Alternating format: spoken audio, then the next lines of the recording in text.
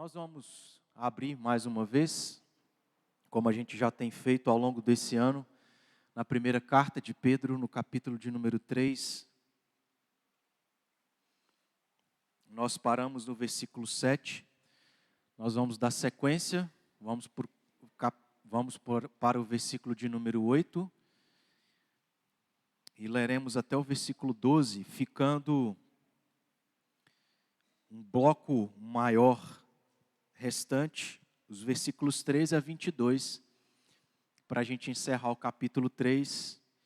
E aí nós temos o capítulo 4 e o capítulo 5, para também encerrarmos essa carta de Pedro, primeira carta de Pedro.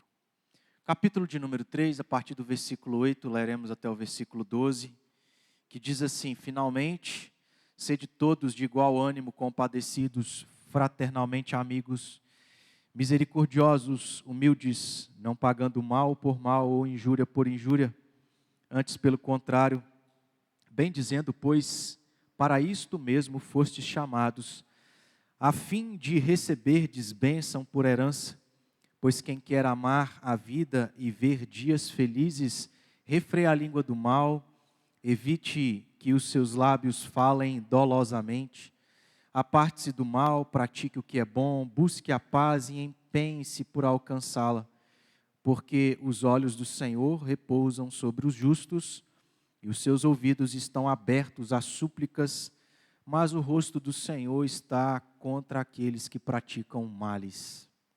Vamos orar mais uma vez?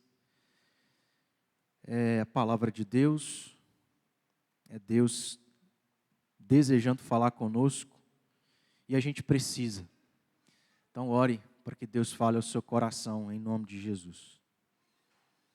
Deus amado, nós te louvamos e agradecemos pelo dia de hoje, por aquilo que já fizemos, por aquilo que o Senhor nos permitiu fazer nesse culto, e agora estamos diante da Tua palavra, onde o Senhor a revelou para que fôssemos instruídos, para que pudéssemos ouvir a Tua voz e aprendêssemos aquilo que é necessário para a gente aplicar para a glória do Senhor e para o nosso próprio benefício.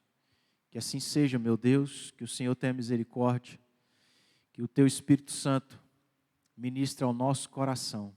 É o que oramos e pedimos em nome de Jesus. Amém. Meus irmãos, eu tenho sempre repetido, e é preciso repetir para a gente entender o contexto pelo qual Pedro está dizendo, ou disse, estas palavras que nós acabamos de ler, é que Pedro estava dando algumas ordens aos crentes que ele escreveu. Portanto, a partir do versículo 13 do capítulo 1, Pedro começa a dar essas ordens, uma série de ordens que nós temos visto aqui, cada uma delas, e como eu disse, por último, a ordem que nós vimos foi aquela que está no versículo 7. Pedro, nos versículos anteriores aqui, começa a dar algumas ordens, mais especificamente a grupos de pessoas. E o primeiro desses grupos foi, na verdade, para todos os crentes. Depois ele vai se restringir, ser mais específico, de dar ordens àqueles crentes que eram escravos. E depois ele vai fazer isso escrevendo e ordenando às mulheres crentes que haviam se casado com homens descrentes. E por fim, no versículo 7, Pedro também vai dar ordens diretas aos maridos crentes a respeito daquilo que eles deveriam fazer em relação às suas esposas. Do versículo 8 ao versículo 12, nós temos também aqui uma série de outras ordens, mas dirigidas a todos os crentes. Então Pedro começa lá no capítulo 2, versículo 13 a 17, falando a todos os crentes. Depois ele vai falando a grupos menores, e agora, do versículo 8 ao versículo 12, ele vai falar novamente a todos os crentes. Se você olhar no versículo 8, o versículo começa dizendo: finalmente. Então é como se Pedro estivesse encerrando uma determinada ideia, um determinado objetivo que ele tinha, que, como eu acabei de dizer, começou no capítulo 2, dando ordens, e agora ele vai encerrar dando ordens a todos os crentes. Finalmente, sede todos. E aí ele vai começar a especificar cada uma dessas ordens.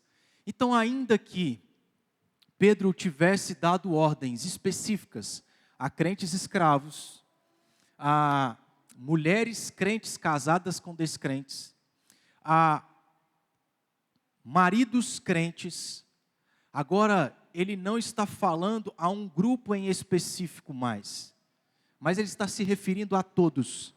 Aqui Pedro não está se referindo a apenas escravos, mas também livres. Pedro não mais está se referindo apenas aos casados, mas também aos solteiros, a todo o grupo de crentes pelo qual ele se correspondia através dessa carta. E do versículo 8 ao versículo 12, nós vamos encontrar 5 ordens dadas por Pedro a todos esses crentes. É interessante porque a maneira como Pedro faz, de ordem atrás de ordem, mencionar uma série de coisas pelas quais todos os crentes deveriam considerar, não era um procedimento que somente Pedro tinha como característica. Nós vamos encontrar em várias cartas do apóstolo Paulo também essa maneira de agir. Em vários momentos, Paulo, depois de encerrar uma ideia, depois de chegar ao final de um objetivo, ele concluiu várias das suas ideias dizendo aos crentes: olha, não façam isso, não façam aquilo, façam isso, faça aquilo outro, e vai listando uma série de ordens, uma atrás da outra, pequenas ordens, mas uma atrás da outra, em sequência, e a mesma coisa Pedro aqui faz. Isso me levou a pensar, só para a gente entender mais ou menos, o que tanto Paulo, mas especificamente falando, Pedro também fez, é aquilo que geralmente aconteceu ou acontece em relação aos pais para com os filhos. Talvez você aí vá se recordar de algumas situações que você viveu, aonde você teve que ir para um determinado lugar, onde você faria uma determinada coisa, aonde os seus pais não estariam com você ali, e aí antes de você partir, o seu pai e a sua mãe também agiu da mesma forma, dizendo: não faça isso, não faça aquilo, seja assim, seja assado, não seja assim. A Elisa, se tudo der certo, esses dias vai para a casa da avó, e aí não vai estar com ela eu e a Flávia, e aí haverá uma série de listas, exigências daquilo que ela pode e daquilo que ela não pode fazer.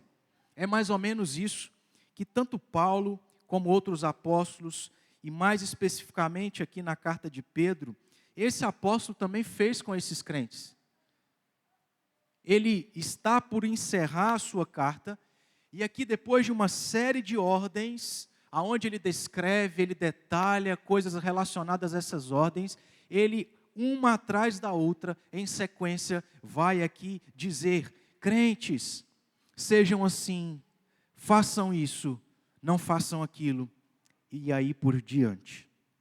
5 ordens que Pedro, então, dá a esses crentes. Nós temos aqui, nos versículos de número 8 e 9, algumas dessas ordens. Nós temos aqui a primeira dessas ordens, no versículo 8, quando Pedro disse a eles: finalmente, sede todos de igual ânimo. A primeira ordem que Pedro dá a esses crentes é para que eles fossem de igual ânimo, ou seja, para que eles tivessem o mesmo modo de pensar, para que a maneira como eles pensassem fossem igual entre um e outro, mas não no sentido de modo de enxergar a vida, modo de ter uma determinada opinião, mas no sentido de que eles deveriam viver em harmonia uns com os outros e unidade, aonde as coisas deveriam estar alinhadas, aonde eles deveriam aprender a lidar uns com os outros nas suas diferenças, nas opiniões, no jeito diferente de cada um ser. Eles deveriam aprender a lidar de maneira pacífica, tranquila, em meio às diferenças. E nós sabemos muito bem que talvez isso até seja tranquilo e fácil de poder fazermos quando está tudo bem, quando as coisas estão acontecendo e nada nos preocupa, não tem uma determinada dificuldade para abalar o nosso emocional e coisas nesse sentido, mas por si só já é difícil de nós, quando tudo está bem, vivermos em harmonia e unidade uns com os outros nas diferenças, mas sabemos que principalmente se torna ainda mais difícil quando as coisas não estão bem conosco, quando as coisas não estão bem com o outro, aonde as emoções no nosso coração estão afloradas e é difícil para a gente se guardar, se manter calado e fazer com que as coisas aconteçam de maneira pacífica e harmoniosa. Esses crentes, vale lembrar, estavam vivendo um período de grande perseguição, de grandes lutas, e a recomendação ou a ordem de Pedro a eles, em primeiro lugar, depois de tantas outras, era que vocês sejam de igual ânimo, que vocês tenham o mesmo pensamento, que vocês vivam uns com os outros, ainda que existam diferenças, mas que vocês aprendam, que vocês saibam lidar e vivam de maneira pacífica, harmoniosa um com o outro, tranquila. Em outras palavras, Pedro também estava querendo dizer com isso o seguinte: para que nas diferenças, para que nas opiniões que são diferentes, eles não se desgastassem, não permitissem que as diferenças tornassem prejuízo ou trouxesse como consequência, resultado, prejuízo para esse relacionamento que deveria ser saudável, para que eles não se gastassem discutindo uns com os outros em coisas periféricas, em coisas secundárias. Eles deveriam ser unidos nas coisas essenciais. Naquelas que eram secundárias, eles não deveriam se desgastar em debates, em discussões, que às vezes afeta o convívio, o relacionamento, a harmonia, a vida saudável uns com os outros nas diferenças. O próprio apóstolo Paulo, escrevendo em suas cartas, por exemplo, a Timóteo, já havia dito isso para ele também, quando Paulo aconselhou Timóteo a evitar os falatórios inúteis e profanos. Escrevendo para Tito, Paulo também falou algo nesse sentido, algo semelhante, quando ele disse: evite ou evita discussões insensatas, genealogias, contendas e debates sobre a lei, porque não têm utilidade e são fúteis. Pedro queria que esses crentes, diante das dificuldades que eles estavam vivendo, diante do contexto da perseguição, o relacionamento entre eles, como irmãos na fé, não fossem prejudicado por causa das diferenças, das opiniões diferentes, mas que não eram essenciais. Que nas coisas essenciais eles fossem unidos, e eles pudessem viver de maneira harmoniosa e saudável. Essa é a primeira ordem que Pedro dá. Em sequência, Pedro também vai dizer: finalmente, sede todos de igual ânimo, compadecidos. compassivos, cheios de compaixão, uns com os outros. Se identifiquem com a dor e o sofrimento do outro. É aquilo que Paulo também falou aos Romanos no capítulo 12, versículo 15. E geralmente a gente pega a primeira parte, porque Paulo disse: alegrai-vos com os que se alegram. Mas tem a outra parte, aonde Paulo também disse: chorai com aqueles que choram. Pedro está dando a mesma ordem a esses crentes que viviam as suas grandes dificuldades, mas que deveriam se lembrar que eram irmãos em Cristo, uma família na fé, um corpo, aonde nesse corpo é necessário existir unidade, união, harmonia,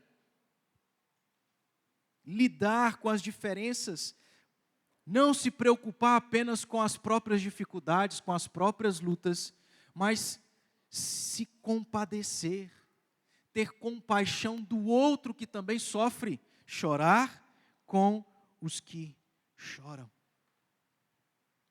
Pedro diz que vocês tenham, todos vocês, igual ânimo, mas que todos vocês também sejam compassivos, se compadeçam uns dos outros, se importem uns com os outros. Mas em terceiro lugar, ele vai dizer: finalmente, sede todos de igual ânimo, compadecidos, fraternalmente amigos. Ou seja, amem-se fraternalmente, amem uns aos outros. Tenham essa atitude para com aqueles que são da família da fé. A ideia de fraternalmente, essa ideia de alguém que não meramente é do convívio familiar, que não é do mesmo sangue. Porque geralmente o importar é com aquele que é e faz parte da família. Não, nem tanto com aquele que não faz parte da família, mas que à luz da palavra de Deus nós sabemos faz parte da família da fé. Ainda que não seja e não tenha o mesmo sangue, é aquele que faz parte da família da fé. Portanto, Pedro vai dizer, em terceiro lugar, crentes, amem-se fraternalmente. Sejam amigos uns dos outros fraternalmente, ainda que estes não sejam da família de sangue, eles são da família da fé, e portanto vocês precisam amar a eles também. E aí, nós temos a quarta ordem de Pedro a esses crentes. Finalmente, sede todos de igual ânimo, compadecidos, fraternalmente amigos, sejam todos misericordiosos. Lancem o coração na miséria do outro, na dificuldade, na luta, inclusive no erro e na falha que o outro cometeu, e que por ter errado, merece determinadas coisas, mas apesar de merecer, você não tratar ele como ele merece, você ser misericordioso. É isso que significa misericórdia. E foi dito isso aqui no início. De se colocar na miséria do outro, de você não agir de acordo com aquilo que o outro merece, de não tratá-lo como ele merece diante daquilo que ele fez, que o levou a se encontrar, muitas das vezes, em um estado de miséria. Esses crentes deveriam também ser misericordiosos uns com os outros. Mais uma quinta e última ordem, ainda no versículo 8, Pedro diz: finalmente sede todos de igual ânimo, compadecidos fraternalmente amigos, misericordiosos e humildes. Esses crentes não poderiam ser arrogantes e se acharem melhores do que o outro, por aquilo que estavam vivendo, por aquilo que tinham, por aquilo que eram, mas deveriam colocar o outro e ver o outro de maneira semelhante. O que Pedro estava instruindo esses crentes a fazerem é aquilo que o próprio Jesus já havia dito e resumiu. Não somente amar a Deus acima de todas as coisas, mas amar o próximo como a ti mesmo. Esses crentes que viviam esses problemas porque abandonaram a sua terra natal por causa da perseguição, deixaram tudo para trás, que talvez estavam tendo dificuldade financeira, dificuldade de ter o que comer, grandes problemas, sérios problemas, perseguição, risco da própria vida. Deveriam entender que como crentes, como cristãos, a vida do cristão é uma vida que não diz respeito apenas a si mesmo, aos seus próprios problemas, às suas próprias necessidades, mas de que eles deveriam se importar com seu irmão na fé, que vivia as mesmas circunstâncias, e talvez até piores. Eles deveriam ter igual ânimo, ser compadecidos, fraternalmente amigos, misericordiosos e humildes. Essas são as 5 ordens que Pedro dá.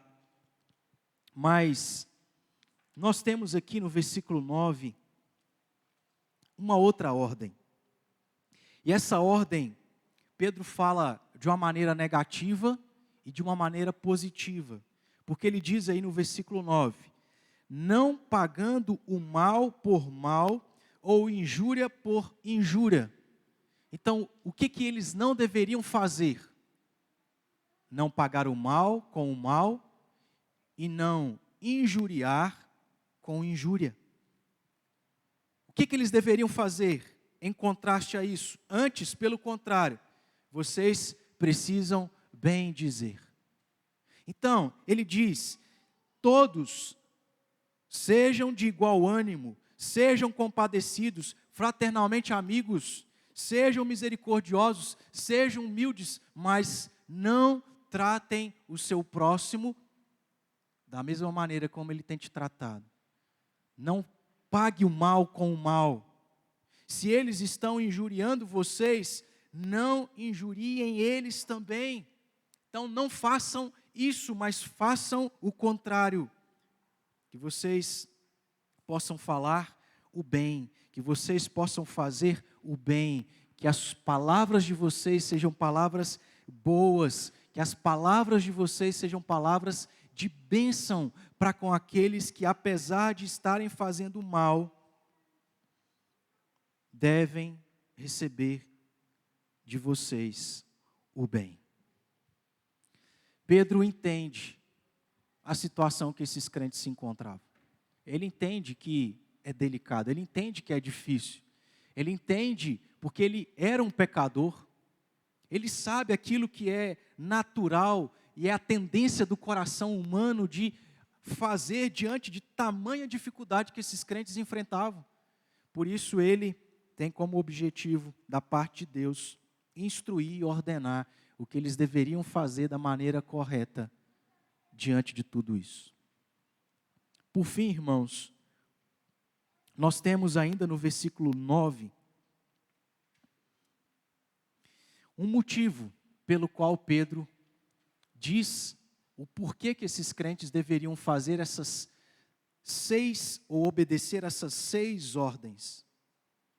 Ele diz no versículo 9: pois para isto mesmo fostes chamados, a fim de receberdes bênção por herança. Essa era a razão. A gente já tem visto em várias outras ordens que Pedro deu a esses crentes, que todas as vezes que Pedro deu ordens para que eles colocassem em prática, Pedro sempre fundamentou essas ordens em coisas das quais serviam como motivo para eles não deixarem de cumprir com tudo isso. Aqui mais uma vez ele faz. De maneira resumida ele diz: para isso mesmo vocês foram chamados. A obra de Cristo, o sacrifício de Cristo, foi exatamente para que vocês fizessem isto que eu estou ordenando. Vocês foram chamados, escolhidos.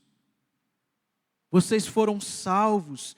Cristo morreu por vocês, não apenas para garantir a vida eterna, mas para capacitá-los, para fazer com que vocês vivam o que realmente Deus criou o ser humano para viver, que é amando a Deus acima de tudo, mas amando o seu próximo como a si mesmo, se importando com a dor e o sofrimento, sabendo lidar com as diferenças uns dos outros.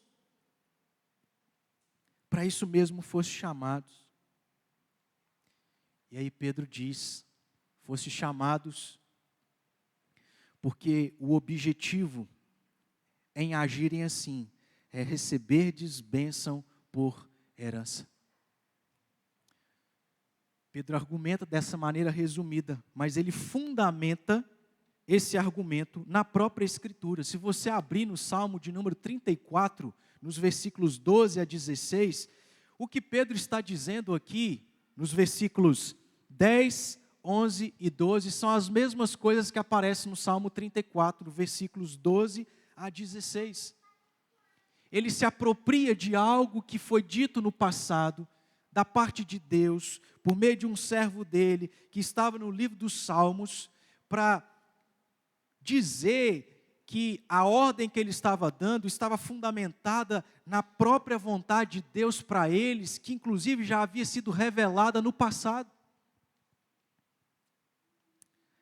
A base para que eles então pudessem cumprir com essas ordens, Pedro diz no versículo 10, pois quem quer amar a vida e viver dias felizes, refreie a língua do mal, evite que os seus lábios falem dolosamente, aparte-se do mal, pratique o bem, o bom, o que é bom, busque a paz, empenhe-se por alcançá-la, porque os olhos do Senhor repousam sobre os justos e os seus ouvidos estão abertos às suas súplicas, mas o rosto do Senhor está contra aqueles que praticam males.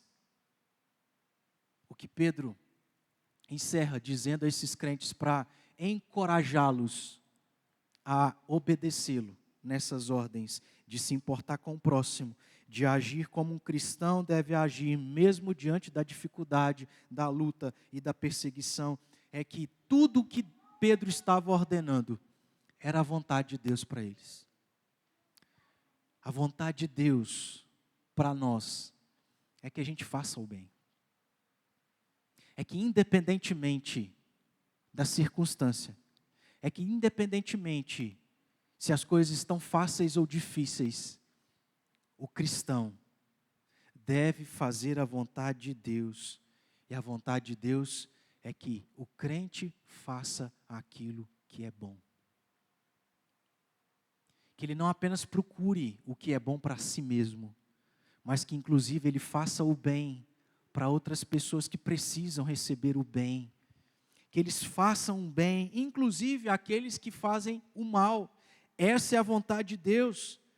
E sendo a vontade de Deus, Pedro, com essas palavras finais aqui, estava dizendo para esses crentes o seguinte: façam isso, porque essa é a vontade de Deus, e ao fazerem aquilo que é a vontade de Deus, Deus se agradará de vocês e os abençoará. Fazer a vontade de Deus faz bem, resulta em Deus se agradar de nós e nos abençoar. É isso que Pedro estava dizendo, é isso que Pedro queria para esses crentes. Essa era a maneira que esses cristãos deveriam viver. Deveriam agir um para com os outros, para com os irmãos na fé, para com aqueles que estavam ao seu redor, de maneira cristã. Essa, meus irmãos, é a maneira que nós, como cristãos, devemos entender que a gente precisa agir. O que a gente tem trabalhado aqui ao longo do ano é sobre a maneira correta, a compreensão, é ter o conhecimento do que é a vida cristã. Ser cristão mais uma vez, não é apenas crer em Cristo e ter a certeza da vida eterna, mas é saber que nós temos que viver como cristãos nesse mundo caído, que inclusive nós continuamos sendo pecadores, ainda que não mais escravos do pecado, mas como cristãos nesse mundo, qual é a maneira correta de nós vivermos? Como que nós devemos entender que deve ser a nossa conduta entre pessoas que são pecadoras? Entre pessoas que não temem a Deus, entre pessoas que vivem de maneira mundana, entre pessoas que são tão diferentes de nós, entre pessoas que nos fazem o mal. Em resumo, são essas palavras de Pedro no final: fazer o bem. E quando a gente olha para Cristo Jesus, é exatamente isso que nós encontramos em todos os dias dele aqui nessa terra. Jesus só fez o bem. A preocupação de Jesus não era de fazer a sua própria vontade. Humanamente falando, a vontade de Jesus diante do momento que ele estava prestes a sofrer naquela cruz, era de que o cálice fosse passado, humanamente falando. Mas o desejo de Jesus não era satisfazer sua vontade, mas a do Pai. Obedecer o Pai. Satisfazer a vontade do Pai. O cristão, irmãos, não é chamado para satisfazer sua própria vontade. Quando alguém te faz o mal, o desejo é de retribuir da mesma forma, ou se não, no dobro. Mas o cristão não é chamado para isso. O cristão não é chamado para se importar apenas consigo mesmo. Ele é chamado por Deus para fazer o bem, seja a quem for. Fazendo isso, Deus se agradará e Deus nos abençoará. Portanto, a gente pode pegar cada uma dessas ordens e aplicá-las à nossa vida. Mas eu quero aqui destacar algumas destas ordens. A primeira delas, quando Pedro disse que nós devemos ter a mesma mentalidade, devemos viver em harmonia, devemos viver em unidade uns com os outros, devemos, em outras palavras, aprender a lidar com as diferenças uns dos outros, de maneira que aquilo que é secundário, a gente não precisa ficar discutindo nestas coisas. De que nós devemos estar alinhados com aquelas coisas que são essenciais para a fé. Não nas diferenças, não nos gostos. Porque a gente sabe muito bem que preferências e gostos são coisas que dificilmente mudarão. Estas coisas devem ser deixadas de lado. Discussões que não têm utilidade alguma não devem fazer parte da vida daquele que é cristão. Nós, meus irmãos, precisamos aprender a lidar com as diferenças uns dos outros. Paulo foi alguém que disse isso, escrevendo aos Coríntios, de que aprove a Deus que o corpo tivesse membros que fossem diferentes uns dos outros. E nós precisamos aprender a lidar de maneira harmoniosa com as diferenças uns dos outros. Geralmente a nossa tendência, diante das dificuldades, das diferenças, melhor dizendo, é fugir. Eu mesmo, em quantas situações, quando me deparo com a dificuldade de conviver com determinada pessoa, a vontade é de fugir, é de não enfrentar aquilo, porque a natureza do nosso coração é uma natureza aonde a gente quer impor nossa opinião, entende que a maneira como nós somos é a maneira como todos devem ser. Mas a gente precisa aprender a lidar com as diferenças.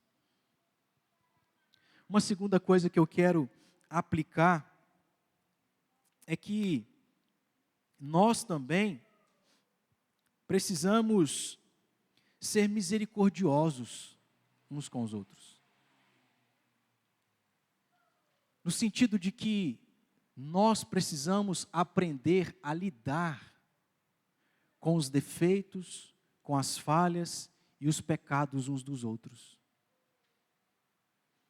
Geralmente, meus irmãos, quando um irmão peca, quando um irmão falha, a tendência nossa é apontar o dedo.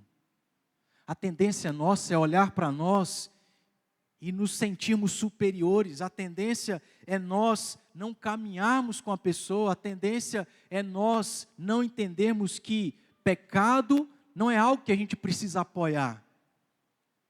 Mas o que a gente precisa fazer é estar com o irmão que, vivendo em um estado de miséria, precisa de auxílio, precisa de ajuda.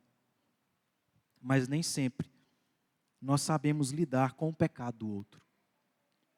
E em terceiro e último lugar, nós devemos buscar fazer o bem, independentemente daquilo que as pessoas têm feito conosco. Nós precisamos buscar isso, entendendo que essa é a vontade de Deus. E ao fazê-la, Deus se agradará e nos abençoará. Que Deus nos dê essa compreensão e nos ajude a aplicar isso em nome de Jesus. Vamos orar? Feche seus olhos.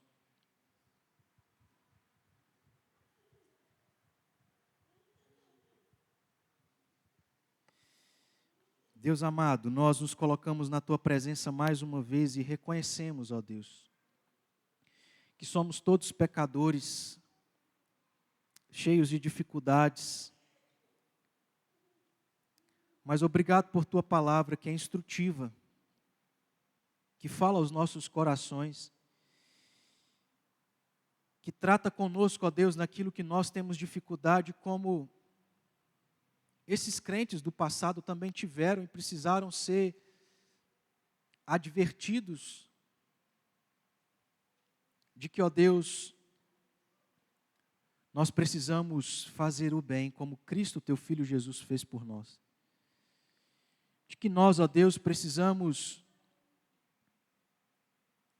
saber lidar com as diferenças. De que nós precisamos ser misericordiosos. De que nós, ó Deus, não somos melhores do que o nosso próximo. De que, ó Deus, essa é a vontade do Senhor. E de que ao fazê-la, o Senhor é aquele que se agradará e nos abençoará. Ajude-nos, ó Deus, diante de tantas coisas que a gente precisa mudar e corrigir na nossa vida, nós colocarmos em prática, para glorificarmos o Senhor,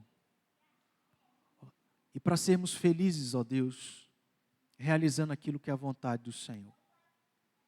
Sei, ó Pai, que as diferenças são muitas, sei que o nosso próprio coração traz dificuldade para nós, mas que a gente viva uma vida harmoniosa. Que nós, ó Deus, sejamos maduros em aprender a lidar com essas diferenças. Porque o Senhor nos deu um corpo que, sendo tão diferente, assim é, para que nós sejamos edificados uns pelos outros, para que nós possamos aprender uns com os outros aquilo que o outro tem e a gente ainda não conseguiu exercitar na nossa vida. Deus, obrigado por essa igreja, por essa família da fé, este povo, que é bênção do Senhor, instrumento de bênção para as nossas vidas. E que assim, ó Deus, vivamos de maneira harmoniosa para a glória do Teu santo nome, é que nós oramos e pedimos. Amém.